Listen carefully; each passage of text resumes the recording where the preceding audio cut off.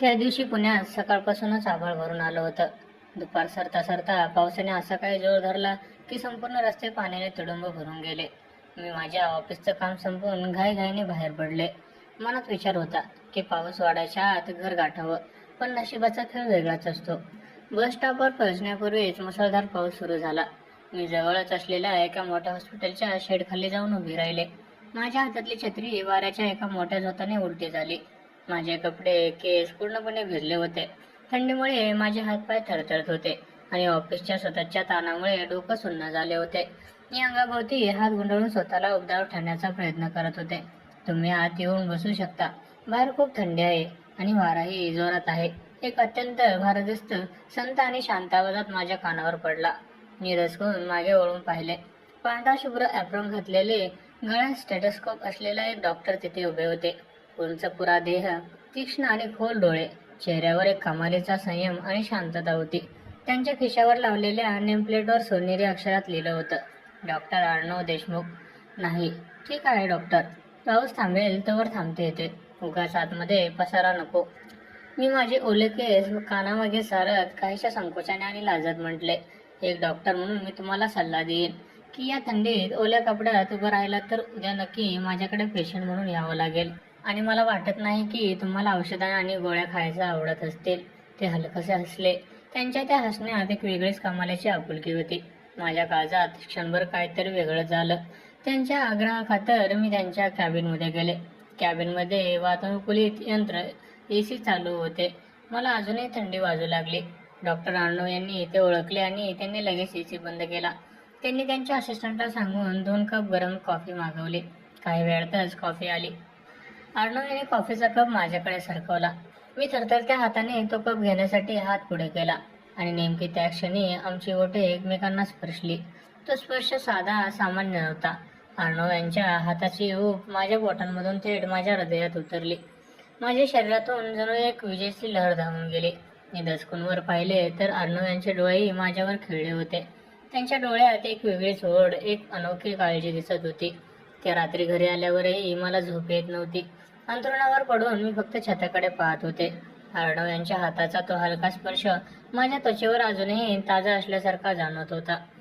मी एक विवाहित स्त्री होते, ते मला माहीत होतं. राहुलसोबत माझं लग्न होऊन 4 वर्ष झाली होती, पण आमच्या संसारात जो जिव्हाळा, ती ओढ कधीच नव्हती. राहुल नेहमी त्यांच्या बिझनेस ट्रिप आणि मीटिंग्समध्ये व्यस्त असायचे. माझ्या मनाचा विचार करायला, माझ्याकडे पाहायला त्यांच्याकडे वेळच नसायचा. अशा एकाकी आयुष्यात डॉक्टर अर्णव यांच्या त्या काही मिनिटाच्या सहवासाने माझ्या मनात एक नवीन वादळ निर्माण झालं होतं. त्या घटनेला आठवडा उलटून गेला होता. मी स्वतःला समजवण्याचा प्रयत्न करत होते की तो केवळ एक प्रसंग होता, पण नशिबाने पुन्हा एक नवीन वळण घेतलं. ऑफिसमध्ये सलग बसून काम केल्यामुळे आणि घरच्या मानसिक तणावामुळे माझ्या पाठी असह्य वेदना सुरू झाल्या. वेदना इतकी वाढली की मला उठणं बसणंही कठीण झालं. खरं तर पुण्यात अनेक मोठे डॉक्टर्स होते. मी कुठेही जाऊ शकले असते, पण माझ्या मनाने माझ्या आत्म्याला पुन्हा एकदा डॉक्टर अर्णव यांचंच नाव घेतलं. मी मनातल्या मनात स्वतःला टोकलं, पण तरीही मी त्यांच्या हॉस्पिटलचा नंबर शोधून अपॉइंटमेंट फिक्स केली. ठरलेल्या वेळी मी क्लिनिकमध्ये पोहोचले. कॅबिनचा दरवाजा उघडून मी आत पाऊल ठेवलं. अर्णव काही पेपर्स पाहत होते.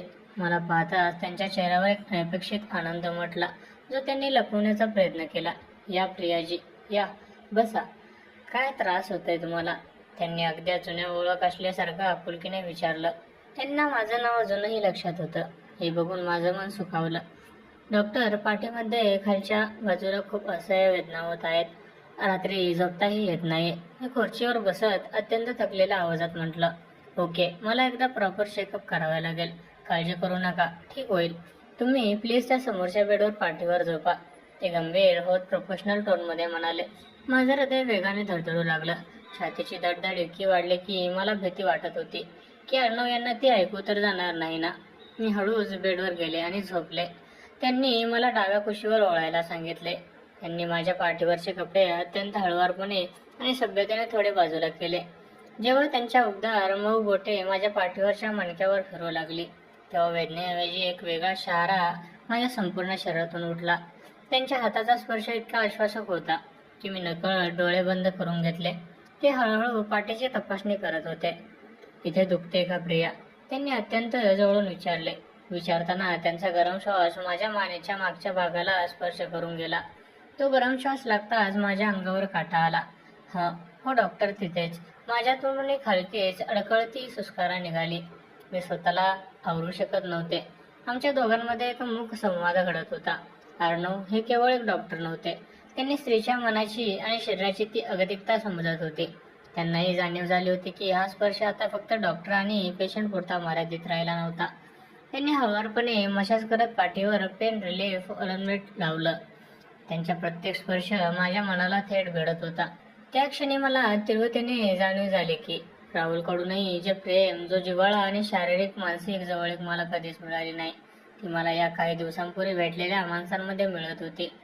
मी एका अशा भावनिक आणि रोमॅन्टिक गुंत्यात अडकत चालले जिथे मागे फिरणं अशक्य होतं. त्या चेकअप नंतर आमच्यातील अंतर कमालीचं कमी झालं होतं.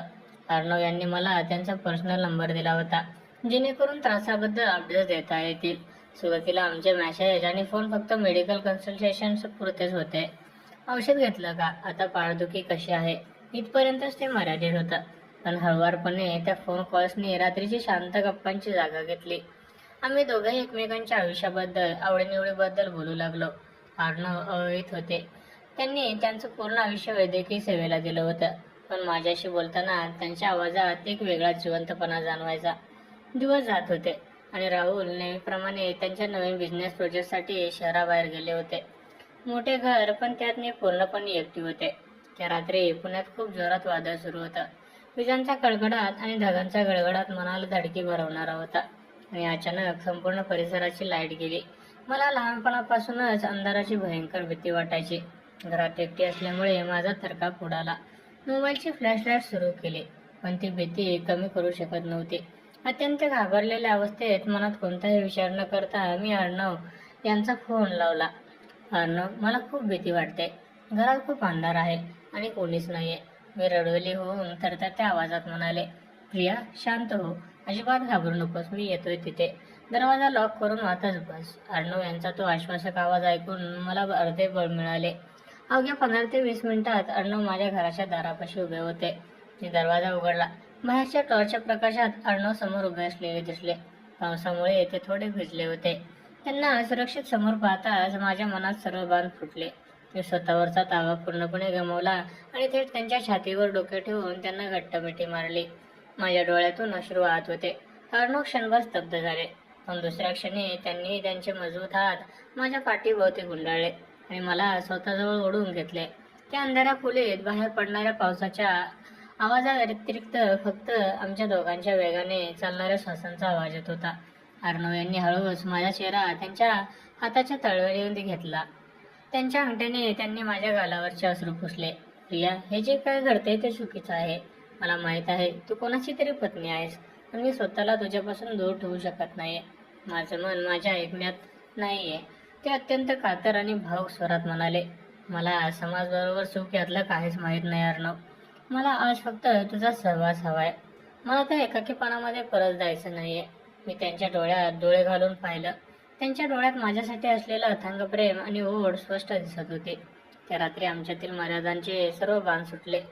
तो एक अत्यंत रोमॅन्टिक, उत्कट आणि भावनिक क्षण होता. त्यांच्या मिठी, त्यांच्या स्पर्शात मला जे सुख, जे समाधान आणि जी सुरक्षितता मिळाली, ती मला माझ्या आयुष्यात आधी कधीच अनुभवता आली नव्हती. आम्ही दोघी एकमेकांच्या भावनेच्या ओघात पूर्णपणे वाहून गेलो होतो. पण सुखाच्या त्या अच्युत शिखरावर असतानाही मनाच्या एका कोपऱ्यात कुठेतरी अपराधीपणाची भावना डोकावू लागली होती, ज्याची कल्पना मला त्या क्षणी नव्हती. दुसऱ्या दिवशी सकाळी जेव्हा माझ्या खोलीत सूर्याचा पहिला किरण पडला, तेव्हा मला जाग आली. मी शेजारी पाहिले तर बेडवरची ती जागा रिकामी होती. अर्णव तिथे नव्हते. संपूर्ण घरात एक भयानक शांतता पसरली होती. मी उठून बसले तर साईड टेबलवर एक पांढरी चिठ्ठी ठेवली होती. मी धडधडत्या हाताने ती चिठ्ठी उघडली. त्यावर अर्णव यांच्या अक्षरात लिहिलं होतं. Priya, I am sorry. काल जे रात्री घडलं ते भावनांच्या ओघात घडून गेलं, पण मी स्वतःला माफ करू शकत नाही. तू विवाहित आहेस, तुझा एक संसार आहे आणि मी एक डॉक्टरच्या पवित्र नात्याने माझी मर्यादा ओलांडली, जी मला शोभत नाही. आपण हे इथेच थांबवायला हवं. मला शोधण्याचा प्रयत्न करू नकोस. ते शब्द वाचताच माझ्या डोक्यावर जणू आभाळच कोसळलं. माझ्या डोळ्यातून ठपठप अश्रू वाहू लागले. मला स्वतःचीच प्रचंड चीड येऊ लागली. मी आरशासमोर उभी राहिले आणि स्वतःच्या आज प्रतिमेकडे पाहून लागले. मी राहुलसोबत प्रतारणा केली होती. मी एक वाईट स्त्री होते का, की मी फक्त माझ्या हक्काचं हवंसं वाटणारं प्रेम शोधत होते. मनातील हा द्वंद्व, हा वैचारिक संघर्ष आतून पोखरत होता. मी लगेच अर्णव यांना फोन लावण्याचा प्रयत्न केला, पण पलीकडून the number you are trying call is a बिची असा आवाज आला. त्यांनी माझा नंबर ब्लॉक केला होता. मी स्वतःला आवरू शकले नाही. ती तशीच गाडी काढून त्यांच्या हॉस्पिटलमध्ये गेले. ते गेल्यानंतर रिसेप्शनवर चौकशी केली असता समजले की डॉक्टरांनी यांची महिनाभराची सुट्टी घेतली आहे आणि ते शहराबाहेर गेले आहेत. मला समजून चुकलं होतं की अर्णव यांना त्यांच्या चुकीची तीव्र जाणीव झाली होती. ते या नात्याला, या भावनिकून त्याला पुढे नेऊन कोणाचं आयुष्य उद्ध्वस्त करू इच्छित नव्हते. त्यांनी घेतलेला दुरावा आणि हा माझ्या भल्यासाठीच होता, पण माझं मन ते स्वीकारायला तयार नव्हतं. काही दिवसांनी राहुल त्यांच्या बिझनेस ट्रिपवरून घरी परत आले. ते खूप आनंदात होते. त्यांनी माझ्यासाठी एका मोठ्या ब्रँडची महागडी साडी आणली होती. प्रिया, हा प्रोजेक्ट खूप मोठा होता. आता मला खूप चांगला नफा होईल, ते उत्साहाने सांगत होते. पण त्यांच्या त्या पैशांचा आणि यशांच्या गोष्टीला मला रस नव्हता. रात्री जेव्हा राहुल बेडवर माझ्याजवळ आले, त्यांनी नेहमीप्रमाणे मला जवळ घेण्याचा प्रयत्न केला. तेव्हा माझ्या डोळ्यासमोर अर्णव यांचा चेहरा आला. अर्णव यांचा तो आश्वासक स्पर्श मला आठवला. मी नकळत राहुलला मागे ढकलले. मग काय झालं प्रिया? तू खूप बदलली आहेस. हल्ली खूप शांत असतेस. माझ्याशी नीट बोलतही नाहीस. काही त्रास आहे का? राहुलने काळजीने आणि काहीशा आश्चर्याने विचारलं. माझ्याकडे त्यांच्या कोणत्याही प्रश्नाचं उत्तर नव्हतं. मी एका अशा दुविधा मनस्थितीत, अशा चक्रोव्यात अडकले होते जिथून बाहेर पडण्याचा कोणताही रस्ता मला दिसत नव्हता. एका बाजूला माझा कायदेशीर संसार होता, समाज होता, आणि दुसऱ्या बाजूला तो डॉक्टर, ज्याने मला प्रेमाची खरी व्याख्या, स्त्री म्हणून माझं अस्तित्व काय आहे याची जाणीव करून दिली होती. अर्णव यांच्या दुराव्याला आता 2 महिने उलटून गेले होते. या 2 महिन्यात मी स्वतःला खूप सावरण्याचा प्रयत्न केला. ऑफिसच्या कामात व्यस्त ठेवलं, पण अर्णव यांच्या आठवणी, त्यांच्या गप्पा माझ्या मनातून जात नव्हत्या. रोज रात्री उशीवर डोकं ठेवलं की मला त्या वादळी रात्रीची आठवण यायची. शेवटी मला जाणीव झाली की एका पुरुषाच्या आठवणी मनात ठेवून दुसऱ्या पुरुषासोबत एका छताखाली राहणे हे राहुलवर आणि माझ्या स्वतःवरही अन्याय करण्यासारखं आहे. मला राहुलसोबत हे खोटं नातं जगून त्यांना अंधारात ठेवायचं नव्हतं. मी एक अत्यंत धाडसी आणि मोठा निर्णय घेतला. एका संध्याकाळी राहुल जेव्हा ऑफिसमधून आले तेव्हा मी त्यांना हॉलमध्ये बसवलं. वातावरणात एक गांभीर्य होतं. मी अंगातील सर्व शक्ती एकवटली आणि राहुलसमोर बसून रडत रडत सुरुवातीपासूनच, म्हणजेच त्या पावसाच्या दिवसापासून ते वादळी रात्रीपर्यंतची सर्व हकीकत, अर्णवबद्दल आणि माझे आकर्षण, सर्व काही खरं खरं सांगितलं. माझं बोलणं संपल्यावर मी डोळे बंद करून म्हटले, मला वाटत होतं की राहुल खूप कोरडतील, वस्तूंची तोडाफोड करतील किंवा मला घरातून हाकलून देतील, पण खोलीत फक्त शांतता होती. मी हळूच डोळे उघडून पाहिले तर राहुल त्यांच्या चेहऱ्यावर रागाऐवजी प्रचंड दुःख आणि पश्चाताप होता. प्रिया, यात तुझी चूक जेवढी चूक आहे तेवढीच किंबहुना त्यापेक्षा जास्त माझी आहे, राहुल अत्यंत शांत आवाजात म्हणाले. त्यांच्या डोळ्यातही पाणी होतं.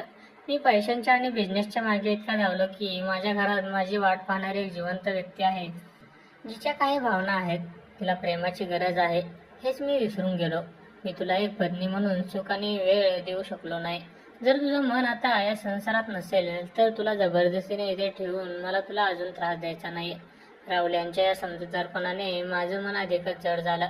आम्ही दोघांनी अत्यंत शांतपणे, कोणताही वाद न घालता, परस्पर संमतीने वेगळं होण्याचा निर्णय घेतला. कोर्टाची कायदेशीर प्रक्रिया पूर्ण झाली आणि आम्ही एकमेकांपासून सुसंगतपणे बाजूला झालो. त्यानंतर एका वर्षाचा काळ निघून गेला. मी पुणे सोडून एका नवीन शहरात, नाशिकमध्ये एका नवीन कंपनीत चांगल्या पदावर नोकरी करत होते. मी भूतकाळ मागे सोडून स्वतःच्या पायावर उभी राहिले.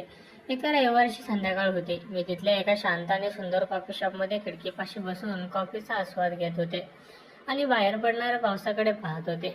पाऊस पाहिला की मला नेहमी तो जुना आठवायचा. अचानक माझ्या टेबलासमोर एक सावली आली. मी कॉफीचा कप खाली ठेवून वर पाहिले आणि माझे श्वास तिथेच थांबले. समोर पांढरा एप्रोन नसलेला पण त्याच तीक्ष्ण आणि प्रेमळ डोळ्यांचा अर्णव उभा होता. त्याच्या चेहऱ्यावर आधीसारखा संयम आणि डोळ्यात माझ्यासाठी असलेला तो जुना ओलावा होता. पुण्यातून अचानक कुठे गायब झालीस प्रिया? तुला शोधायला मला पूर्ण 1 वर्ष लागलं, अर्णव अत्यंत भावुक स्वरात म्हणाले. ते माझ्या समोरील खुर्चीवर बसले. मी त्यांच्या हाताकडे पाहिले. त्यांच्या बोटात कोणतीही अंगठी नव्हती. त्यांना अजूनही लग्न केलं नव्हतं. ते माझीच वाट पाहत होते. राहुल आणि आम्ही वेगळे झालो अर्णव. मी आता एकटी राहते. मी खाली पाहत शांतपणे म्हटलं, अर्णव यांनी हळूच त्यांचा हात पुढे केला आणि टेबलावर असलेला माझा हात आपल्या हातात घेतला. तो जुना, ओळखीचा आणि सुरक्षित वाटणारा स्पर्श. आता तरी आपण एकत्र येऊ शकतो का प्रिया? भूतकाळात मी घाबरलो होतो, पण आता मला तुला गमवायचं नाहीये. आपण समाजाच्या चौकटीत राहून अद्वैतप्रमाणे आणि नात्याला नाव देऊया का? अर्णव यांनी अत्यंत आशेने विचारलं. मी काहीच बोलू शकले नाही, पण माझ्या डोळ्यातून वाहणारे अश्रू आणि चेहऱ्यावर असलेल्या एका छोट्याशा हसूने त्यांना होकार दिला होता. आमच्या नात्याचा, भावनांचा जो गुंता निर्माण झाला होता, तो आता पूर्णपणे सुटला होता. आम्ही दोघांनी भूतकाळातील चुकांमधून धडा शिकून एकमेकांच्या भावनांचा आणि स्वाभिमानाचा आदर करत एका नवीन, सुंदर, नैतिक आणि खऱ्या नात्याची सुरुवात केली.